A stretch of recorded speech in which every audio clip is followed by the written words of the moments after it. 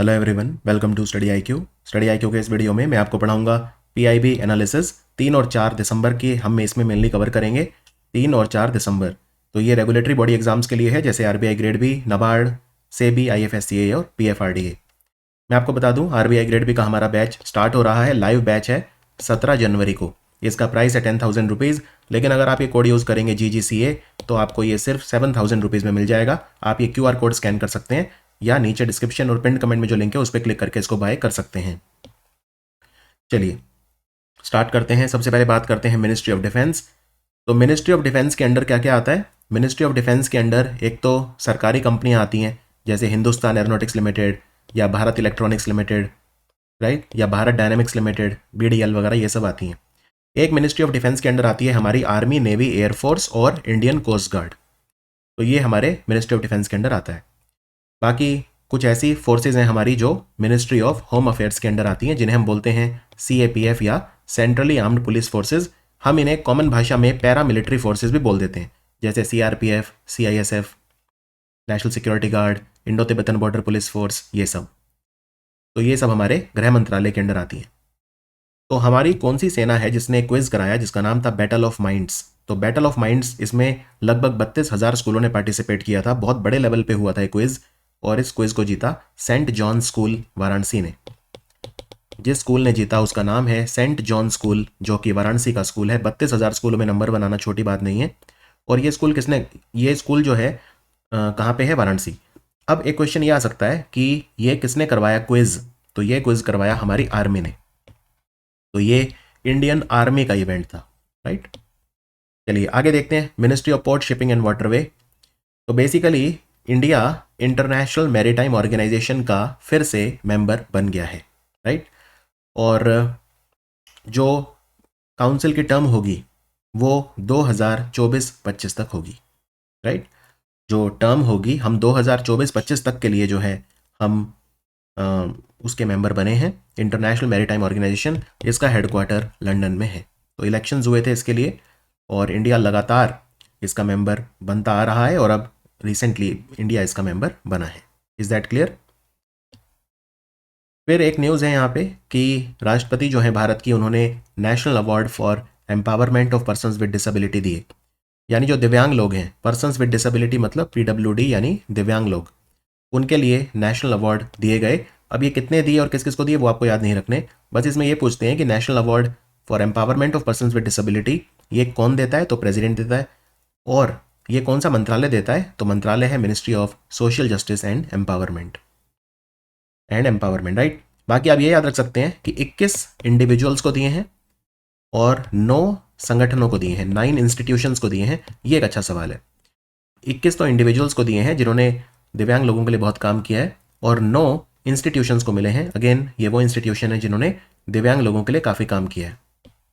यहाँ पे आपको 2-3 मैं एक्स्ट्रा चीज़ें बता देता हूँ। यहाँ पे मैं आपको 1-2 एक्स्ट्रा चीज़ें बता देता हूँ, क्योंकि दिव्यांग जन की बात हो रही है। भारत का पहला हाईटेक स्पोर्ट्स ट्रेनिंग सेंटर, यानी सेंटर फॉर डिसेबिलिटी स्पोर्ट्स, यानी जहाँ पे दिव्यांग खिलाड़ी ट्रेनिंग ले सकते हैं, उनके लिए भारत का पहला ट्रेनिंग सेंटर ग्वालियर में ओपन हुआ है। इसका नाम अटल बिहारी वाजपेयी जी के नाम पर रखा गया है, क्योंकि अटल बिहारी वाजपेयी जी का जन्म भी ग्वालियर में हुआ था।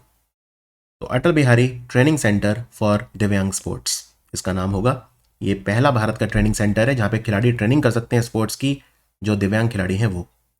आपको यहाँ पे ये भी पता होना चाहिए, दिव्यांग लोगों के लिए दिव्य कला मेला का आयोजन करता है हमारा यही मंत्रालय, ministry of social justice and empowerment. तो अभी 11वां दिव्य कला मेला कहाँ हुआ था? ये पटना में हुआ था दिसंबर 2023 में। और अभी 12वां दिव्य कला मेला जो हुआ है वो सूरत, गुजरात में हुआ है, राइट। भारत में जो दिव्यांग लोग हैं, अगर उनको सरकारी स्कीम्स का बेनिफिट लेना है तो एक उनको यूनिक आईडी दी जाती है, जिसका नाम है यूनिक डिसेबिलिटी आईडी। इसको शॉर्ट में बोलते हैं UDID, और ये 18 डिजिट्स की होती है। इसके अलावा एक और योजना भी न्यूज़ में आई थी अभी दिव्यांग लोगों के लिए, जिसका नाम है श्रेष्ठ योजना। श्रेष्ठ योजना में सरकार क्या करती है? श्रेष्ठ योजना में सरकार लगभग 3,000 जो दलित बच्चे हैं, यानी शेड्यूल कास्ट जो बच्चे हैं, उनको जो बहुत अच्छे प्राइवेट रेजिडेंशियल स्कूल हैं उनमें फ्री एजुकेशन दिलवाती है, राइट। ये वो बच्चे होने चाहिए लेकिन जिनकी माँ बाप की सालाना जो आमदनी है 2.5 लाख रुपए से कम होनी चाहिए। तो इस योजना का नाम है श्रेष्ठ योजना। श्रेष्ठ योजना में ये 3,000 बच्चे सिलेक्ट कौन करता है? NTA, national testing agency, NTA select करता है 3,000 बच्चों को। एससी होने चाहिए बच्चे, यानी दलित होने चाहिए, शेड्यूल कास्ट इसको बोलते हैं। और इनकी जो इनकम है पूरे परिवार की 2.5 लाख रुपए से कम होनी चाहिए। पेरेंट्स की कंबाइंड इनकम 2.5 लाख रुपए से कम होनी चाहिए और इनका अच्छा खासा स्कोर भी होना चाहिए। तो जैसे फॉर एग्जांपल बीच में था कि अगर 10वीं और 12वीं क्लास में 75% नंबर आए तो ही सिलेक्ट किए जाएंगे, एक्सेप्ट मतलब पढ़ाई में बहुत अच्छे होने चाहिए बच्चे। तो इन्हें प्राइवेट जो रेजिडेंशियल स्कूल हैं बहुत ही हाई क्वालिटी के, उनमें सरकार अपने खर्चे पे इनको एजुकेशन दिलवाएगी। तो ये योजना भी वही मंत्रालय चलाता है, ministry of social justice and empowerment. तो ये भी अभी अभी न्यूज़ में आई थी, राइट, श्रेष्ठ योजना। उसके बाद नेवी डे धूमधाम से मनाया हमने। नेवी डे जो होता है वो 4 दिसंबर को मनाया जाता है। मैंने आपको बताया था बीएसएफ डे मनाया गया था 1 दिसंबर को। और बीएसएफ जो डे मनाया गया था, बीएसएफ डे की एनुअल सेलिब्रेशन कहाँ पे हुई थी? हजारीबाग में हुई थी, झारखंड में। और नेवी डे की सेलिब्रेशन सिंधुदुर्ग में हुई। सिंधुदुर्ग में नेवी डे की सेलिब्रेशन अभी अभी हुई थी। Is that clear? तो प्रधानमंत्री मोदी ने भी यहाँ पे अपना स्पीच दिया था। तो एक उन्होंने अपनी स्पीच में ये कहा कि सिंधुदुर्ग में हमने नया एयरपोर्ट इनॉग्रेट कराया अभी अभी, जिसका नाम है चीपी एयरपोर्ट। तो जो चीपी एयरपोर्ट है, ध्यान रखिए, सिंधुदुर्ग में इनॉग्रेट हुआ है Chipi airport. Is that clear? और इसके अलावा उन्होंने जो है एक दो बातें और कही थी। वैसे अगर आपसे पूछें कि जो चीपी एयरपोर्ट है इसका नाम क्या रखा गया है, मतलब इसका नाम जो है वो किस व्यक्ति के नाम पे रखा गया है, तो नाथ पाई, बैरिस्टर नाथ पाई, इनके नाम पे रखा गया है। ये फ्रीडम फाइटर थे और एक समाजवादी नेता थे, सोशलिस्ट थे, राइट। और जो कोंकण ट्रैक बना था ना रेलवे का, उसको बनाने में इन्होंने काफ़ी बड़ा रोल प्ले किया था। तो नाथ पाई के नाम पे रखा है चीपी एयरपोर्ट। एक और इंपॉर्टेंट न्यूज़ जो प्रधानमंत्री मोदी ने अपनी स्पीच में कही कि भारत में देखिए, जो एक शिप होता है, हमारी नेवी का जो शिप होता है, उसमें सबसे ऊंचा पद होता है कमांडर। कमांडर मतलब होता है वो पूरे जहाज को लीड कर रही हैं, कमांड कर रही हैं। उनसे ऊपर जहाज के ऊपर तो एटलीस्ट कोई नहीं है। पहली बार एक महिला भारत में एक जहाज को, वो भी लड़ाकू जहाज को, पानी वाला जहाज, लड़ाकू जहाज, वॉरशिप, उसको लीड करेगी। जहाज का नाम है आईएनएस त्रिनकट और महिला का नाम है लेफ्टिनेंट कमांडर प्रेरणा देवस्थली। ये एक सुपर इंपॉर्टेंट क्वेश्चन है, वुमेन इन न्यूज़। मैं रिपीट करता हूँ, पहली बार भारत में एक जहाज को एक महिला कमांड करेगी, तो वो है लेफ्टिनेंट कमांडर प्रेरणा देवस्थली और जहाज का नाम है आईएनएस त्रिनकट। यह जहाज वेस्टर्न नेवल कमांड के अंडर आता है।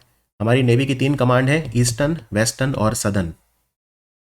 वेस्टर्न कमांड का हेडक्वार्टर मुंबई में है, ईस्टर्न का हेडक्वार्टर विशाखापट्टनम में है और सदर्न का हेडक्वार्टर कोची, केरला में है।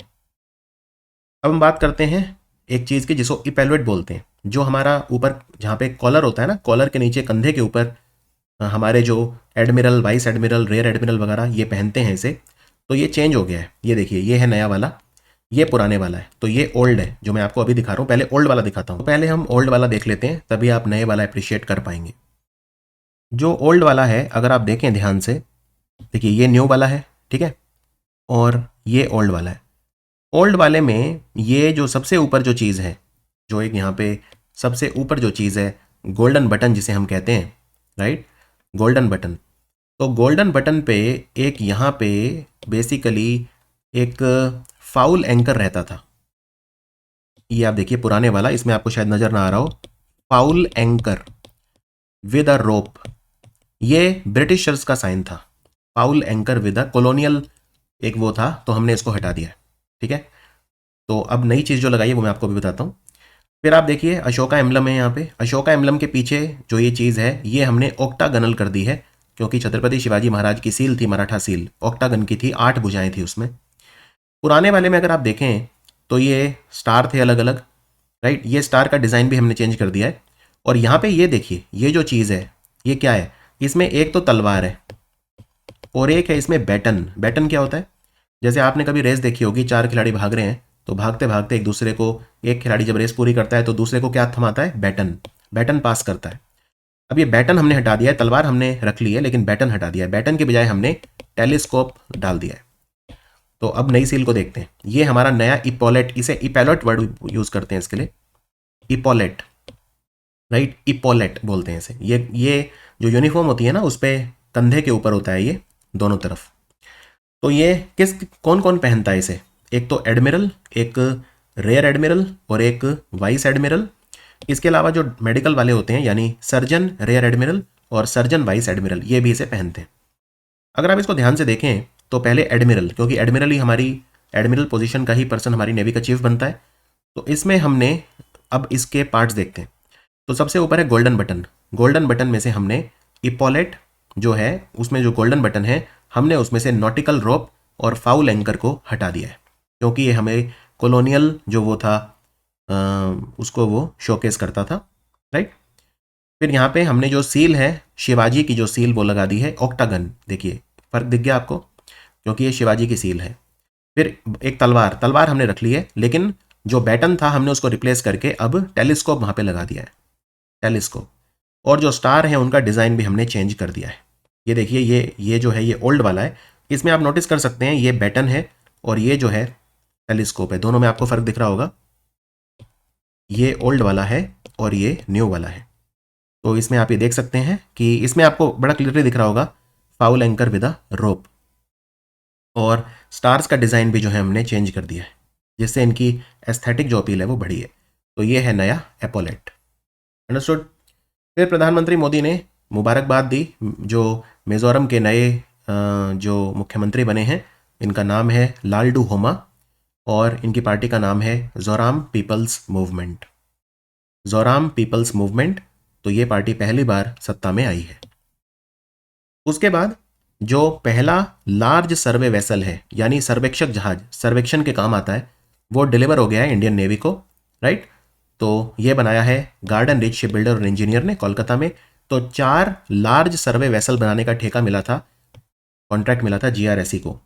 पहला वाला जो है उसका नाम है आईएनएस संधायक, दूसरे वाले का नाम है निर्देशक, तीसरे वाले का नाम है इक्षक और चौथे वाले का नाम है संशोधक। चारों बन के रेडी हो चुके हैं, लेकिन चारों अभी कमीशन नहीं हुए। अभी पहले की डिलीवरी हुई है इंडियन नेवी को और वो है संधायक। तो आपको चारों के जो नाम है वो याद रखने हैं। ये क्या करते हैं, ये ओशियनोग्राफिक और जियो फिजिकल डेटा जो है उसे कलेक्ट करते हैं, समुद्र का जो डेटा है उसे कलेक्ट करते हैं, ये सब काम ये करते हैं, हाइड्रोग्राफिक सर्वे करते हैं ये। अब बात करते हैं ऑल गर्ल्स सैनिक स्कूल। इसके ऊपर एक सवाल पूछा गया था हमारे रक्षा मंत्री से कि क्या हम पुराने पैटर्न के ऊपर जो स्कूल थे, नॉर्मल सैनिक स्कूल जो हम बचपन से देखते आए हैं, क्या उनमें ऑल गर्ल्स वाले भी खोलेंगे? तो वो बोले नहीं। वो बोले लेकिन हाँ हम नए पैटर्न में खोलेंगे। देखिए क्या तो सैनिक स्कूल 2 तरह के हैं, एक जो पुराने हैं जो हमेशा से चले आ रहे हैं तो वो है 33, एक हमें नए पैटर्न पे खोलने हैं। नए पैटर्न का मतलब ये है नेशनल एजुकेशन पॉलिसी को दिमाग में रख के जो हमने सैनिक स्कूल खोले हैं, हमें 100 खोलने हैं, तो हमारा टारगेट है 100। Is that understood? मैं रिपीट करता हूं, जो पुराने पैटर्न पे जिन्हें बोलते हैं ओल्ड पैटर्न, ओल्ड पैटर्न पे जो सैनिक स्कूल है भारत में वो 33 हैं। नए पैटर्न पे हमें 100 ओपन करने हैं और नए पैटर्न पे जो हम ये 100 ओपन कर रहे हैं, अभी तक हम कितने ओपन कर चुके हैं नए पैटर्न वाले? तो 42 हम नए सैनिक स्कूल ओपन कर चुके हैं अभी तक, और पुराने वाले में तो वही है 33। ये तो नंबर अब नहीं बढ़ेगा क्योंकि अब जितने भी खुलेंगे वो नए पैटर्न वालों पे खुलेंगे। अब जो ये नए पैटर्न वाले सैनिक स्कूल हैं, हमने इनमें एक शुरुआत करी, क्या 2018 में शुरुआत करी हमने कि इनमें गर्ल्स भी होनी चाहिए। पहले इंडिया में जो सैनिक स्कूल होते थे उनमें सिर्फ बॉयज़ होते थे, लड़कियां अलाउड नहीं थी। लेकिन 2018 में एक स्कूल है मिजोरम में जिसका नाम है चिंगचिप, चिंगचिप चिंगचिप सैनिक स्कूल। याद रखिए चिंगचिप जो सैनिक स्कूल है ये पूरे इंडिया का पहला सैनिक स्कूल है जहाँ पे लड़कियों को एंट्री दी गई थी। तो चिंगचिप सैनिक स्कूल ये एक बहुत इंपॉर्टेंट सैनिक स्कूल है क्योंकि ये पूरे इंडिया का पहला सैनिक स्कूल था जहाँ पे लड़कियों को एंट्री दी गई थी बॉयज़ के साथ साथ, यानी को एड सैनिक स्कूल था, को एजुकेशन, जहाँ पे लड़की लड़की दोनों पढ़ते हैं उसे को एड बोलते हैं, चिंगचिप। क्लियर? अब लेकिन तो ये तो कोएड, फिर हमने कई सारे कोएड खोल दिए इंडिया में, बहुत सारे। अब ये जो 42 हैं इनमें से बहुत सारे स्कूल ऐसे हैं जो कोएड हैं, राइट। तो यहाँ पे वो भी जानकारी दी गई, जैसे अमेठी में खुला है, झांसी में, मैनपुरी वगैरह वगैरह, वो सब कोएड है। लेकिन अब एक कदम और आगे हम चले गए हैं। अब हमने एक ऐसा सैनिक स्कूल खोला है नए पैटर्न वाला, जो ये 42 खुले हैं इनमें से अब एक हमने ऐसा खोला है जो ऑल गर्ल है, यानी जिसमें सिर्फ लड़कियां होंगी, लड़के ही नहीं होंगे। इनमें 870 लड़कियां पढ़ेंगी। स्कूल का नाम है संविद गुरुकुलम गर्ल्स सैनिक स्कूल और ये वृंदावन मथुरा में ओपन हुआ है। डिस्ट्रिक्ट है मथुरा, जगह का नाम है वृंदावन और स्कूल का नाम है संविद गुरुकुलम, संविद गुरुकुलम गर्ल्स सैनिक स्कूल। ये भारत का पहला सैनिक स्कूल है लड़कियों का। ये कहाँ पे ओपन हुआ है? वृंदावन मथुरा में। Very important question. और ये इतना इंपॉर्टेंट सैनिक स्कूल है कि इसका इनॉग्रेशन करने खुद रक्षा मंत्री राजनाथ सिंह गए थे और सैनिक स्कूल इंडिया में खुलने कब स्टार्ट हुए थे, इसका क्रेडिट जाता है वी.के. कृष्ण मेनन को, जो हमारे रक्षा मंत्री थे। उन्होंने 1961 में प्रपोजल दिया था कि इंडिया में सैनिक स्कूल होने चाहिए। अब बात करते हैं डायरेक्टोरेट ऑफ रेवेन्यू इंटेलिजेंस। ये भारत की मेन एंटी स्मगलिंग एजेंसी है, ये स्मगलिंग रोकती है। स्मगलिंग आप जानते होंगे क्या होता है, तो डायरेक्टोरेट ऑफ रेवेन्यू इंटेलिजेंस इसे बोलते हैं, राइट। इन्होंने अपना 66 फाउंडेशन डे अभी अभी सेलिब्रेट करा है। डीआरआई किस डिपार्टमेंट के अंडर आती है, सीबीआईसी यानी GST department, central board of indirect tax and custom, जिसको जीएसटी डिपार्टमेंट भी बोलते हैं, ministry of finance. Ministry of finance. तो इन्होंने अपना स्थापना दिवस कहां मनाया, गुजरात की कैपिटल गांधीनगर में मनाया। और डीआरआई अभी अभी इसलिए न्यूज में भी आई थी क्योंकि इन्होंने एक ऑपरेशन चलाया अभी अभी, खैर ऑपरेशन पुराना है लेकिन अभी अभी फिर से लॉन्च हुआ है, इसका नाम है ऑपरेशन शेषा। ऑपरेशन शेषा। ये जो रेड सेंडर ट्री होता है ना, खास तौर पे जो रेड सेंडर्स ट्री, जो मेनली इंडिया में आंध्र प्रदेश में होता है, रेड सेंडर्स, उसकी स्मगलिंग रोकने के लिए ऑपरेशन शेषा अभी अभी चलाया गया है 2023 के एंड में डीआरआई के द्वारा, ऑपरेशन शेषा। अब हम बात करते हैं लद्दाख। लद्दाख को कॉन्स्टिट्यूशनल सेफ्टी यानी कॉन्स्टिट्यूशनल सेफगार्ड्स लद्दाख को मिलने चाहिए, उसके लिए कमेटी बनी है। यानी लद्दाख की संस्कृति को बचाने के लिए, वहाँ का यूनिक कल्चर है, यूनिक लैंग्वेज, इन सब को बचाने के लिए, वहाँ पे रोजगार वगैरह लोगों को देने के लिए, राइट, एम्प्लॉयमेंट जनरेशन, यानी मल्टी फैक्टोरियल कमेटी है। मेनली लद्दाख के लिए जो कमेटी बनाई है हमारी केंद्र सरकार ने, उसको लीड कौन करेगा, उसको लीड करेंगे मिस्टर नित्यानंद राय। तो इस कमेटी के चेयरमैन कौन होंगे, ये हाई लेवल कमेटी है, हाई पावर्ड कमेटी जिसे बोलते हैं एचपीसी। इसका काम होगा लद्दाख को कॉन्स्टिट्यूशनल सेफगार्ड्स देने, वहाँ पे डेवलपमेंट करना, वहाँ की संस्कृति को बचाना। इस कमेटी के चेयरमैन होंगे नित्यानंद राय। ऐसी एक कमेटी आज से 2 साल पहले बनी थी, उस समय उसके चेयरमैन बनाए गए थे मिस्टर जी किशन रेड्डी, लेकिन जो कि हमारे कल्चर और टूरिज्म मिनिस्टर हैं, लेकिन अब नित्यानंद राय होंगे उस कमेटी के चेयरमैन। अब बात करते हैं हम मणिपुर की। मणिपुर में एक अलगाववादी संगठन था। अलगाववादी मतलब ये चाहते थे कि मणिपुर जो है वो भारत से अलग हो जाए। तो ये संगठन बहुत पुराना है, 1964 में बना था। इनफैक्ट ये मणिपुर का सबसे पुराना अलगाववादी संगठन है। इसका नाम था United national liberation front, United national liberation front. इनके साथ भारत की सरकार ने और मणिपुर की सरकार ने शांति समझौता कर दिया है। शांति समझौता होता है कि इन्होंने जो भी क्राइम्स करे हैं वो माफ़ कर देंगे हम, मतलब वो उनमें बहुत ज़्यादा सज़ा नहीं देंगे किसी को, और वो सब इनको पैकेज वगैरह भी देंगे, जैसे इनको एक ज़मीन खरीदने के लिए पैकेज मिलते हैं या ये सब होता है, जिससे वो मुख्य धारा से जुड़ सकें, एक आम आदमी का जीवन जी सकें। और सरकार को ये मिला है बदले में कि ये हथियार नहीं उठाएंगे, भारत के खिलाफ ये कोई गतिविधि नहीं करेंगे। इसको बोलते हैं पीस एग्रीमेंट। तो अब यहाँ पे आपको एक कन्फ्यूज़न हो सकता है। एक असम सरकार ने और भारत के गृह मंत्रालय ने समझौता करा है एक संगठन के साथ जिसका नाम है ULFA, united liberation front of Assam. तो युल्फा जो है वो असम का है और यूएनएलएफ जो है वो मणिपुर का है। दोनों के साथ ये भी शांति समझौता हुआ है। आई होप आप कंफ्यूज नहीं होंगे। मैं रिपीट करता हूँ, United liberation front of Assam यानी यूएलएफए, ये असम का है, और जो यूएनएलएफ है, यूएनएलएफ यानी यूनाइटेड नेशनल लिबरेशन फ्रंट, ये मणिपुर का है। ESIC, employees state insurance corporation. हमारा जो ministry of labour and employment है, श्रम मंत्रालय, श्रम और रोजगार मंत्रालय, उसमें 2 सोशल सिक्योरिटी ऑर्गेनाइजेशन आते हैं। एक का नाम है ईपीएफओ जो आपको पेंशन देता है सीनियर सिटीजन बनने के बाद, और एक है ESIC, employ state insurance corporation. तो ईएसआईसी में अगर आप स्कीम का पार्ट बनना चाहते हैं, अगर आपकी सैलरी 21,000 रुपये से कम है तो ये मैंडेटरी होता है, राइट। 21,000 की सैलरी से कम है तो मैंडेटरी है। तो इस तरह की कुछ इसमें कंडीशंस होते हैं, तभी आप जो है उसका पार्ट बन सकते हैं ईएसआईसी का। जैसे फॉर एग्जांपल कोई भी ऐसी कंपनी, फैक्ट्री है या कुछ भी होटल है, कुछ भी जिसमें 10 या उससे ज़्यादा लोगों को रोज़गार दिया हो, उनको ईएसआईसी की सब्सक्रिप्शन जरूरी होती है, मैंडेटरी होती है, राइट। और सैलरी 21,000 है। दिव्यांग लोगों के लिए 25,000। अगर दिव्यांग व्यक्ति 25,000 तक कमा रहा है तो फिर उसके लिए ईएसआईसी मैंडेटरी है, और अगर एक नॉर्मल एम्प्लॉई है 21,000 तक कमा रहा है तो उसके लिए भी ईएसआईसी जो है वो मैंडेटरी है। तो ईएसआईसी को एक अवार्ड मिला है अभी अभी 23rd वर्ल्ड कांग्रेस हुआ था सेफ्टी और हेल्थ के ऊपर, safety and health at work यानी कार्यस्थल के ऊपर सुरक्षा और स्वास्थ्य, इसके ऊपर अंतर्राष्ट्रीय कांग्रेस का आयोजन ऑस्ट्रेलिया के सिडनी में हुआ था। तो यहाँ पे इसे ISSA विजन 0 2023 अवार्ड मिला है। ISSA क्या होता है? ISSA बोलते हैं ISSA बोलते हैं international social security organization. ISSA बोलते हैं international social security association, ISSA। इसका हेडक्वार्टर कहाँ है? इसका हेडक्वार्टर जेनीवा में है, जेनीवा में है। तो इंटरनेशनल सोशल सिक्योरिटी एसोसिएशन ने ESIC को ISSA vision zero award, vision zero award का मतलब ये है हमें ये कोशिश करनी चाहिए कि हमारा जो वर्क प्लेस है उस पर कोई भी मतलब जीरो डेथ हो बिकॉज ऑफ सेफ्टी इशू, या मतलब वो रिस्क ना हो कोई वर्क प्लेस के ऊपर।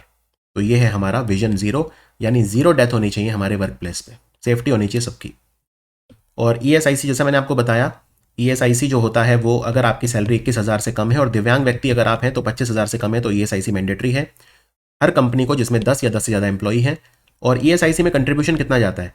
तो जो एम्प्लॉई होता है उसका कंट्रीब्यूशन होता है 0.75% ऑफ हिज वेज, और जो एम्प्लॉयर है उसका कंट्रीब्यूशन होता है 3.25% ऑफ हिज वेज।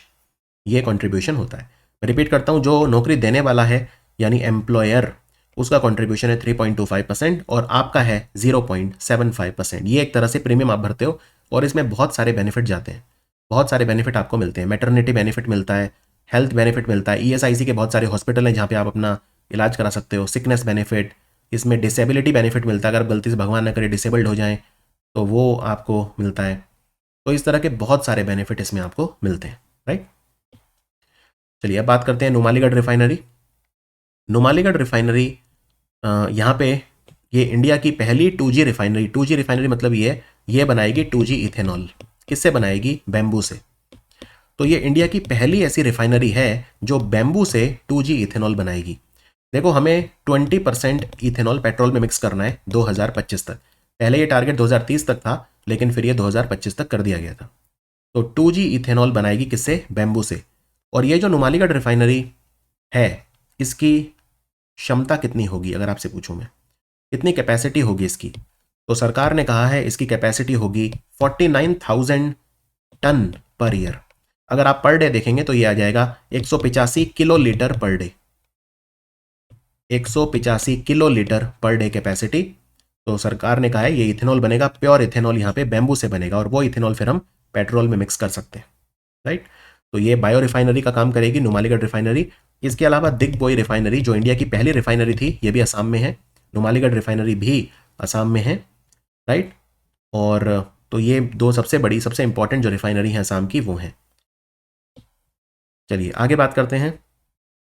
अभी ग्लोबल बायो इंडिया एक कॉन्फ्रेंस हुआ था, ग्लोबल बायो इंडिया। तो वहाँ पे जो डॉक्टर जितेंद्र सिंह हैं उन्होंने ये कहा कि जो बायो इकोनॉमी है, राइट, जैसे बायोफ्यूल और ये सब, इसमें काफ़ी ग्रोथ देखने को मिल रही है। बायोटेक का जो सेक्टर होता है जिसे बायोटेक्नोलॉजी बोलते हैं, तो जो बायो इकोनॉमी है इंडिया की, बायोटेक में जैसे पहले सिर्फ 55 स्टार्टअप से 2014 में, अभी 6,000 से ज़्यादा है। तो हमारा टारगेट क्या है? हमें कितनी बायो इकोनॉमी इंडिया में चाहिए? 2014 में हमारी 10 बिलियन डॉलर की थी 2014 में, आज की तारीख में लगभग 150 बिलियन डॉलर है, लेकिन हमारा टारगेट है 2030 तक 300 बिलियन डॉलर। तो ये एक अच्छा MCQ हो सकता है कि भारत अपनी जो बायो इकोनॉमी है वो कितनी देख रहा है? हम 300 बिलियन डॉलर देख रहे हैं 2030 तक। अब बात करते हैं समृद्धि। IIT रोपड़, ये रूपनगर एक जिला है पंजाब में, रोपड़ लेक है जहाँ पे रोपड़ वेटलैंड जो कि रामसर स्थल है। IIT रोपड़ के जो वैज्ञानिक हैं, IIT रोपड़ में एक समृद्धि कॉन्क्लेव हुआ। समृद्धि की फुल फॉर्म है strategic acceleration for market research innovation and development. Basically startups को ये प्रमोट करना चाहते हैं।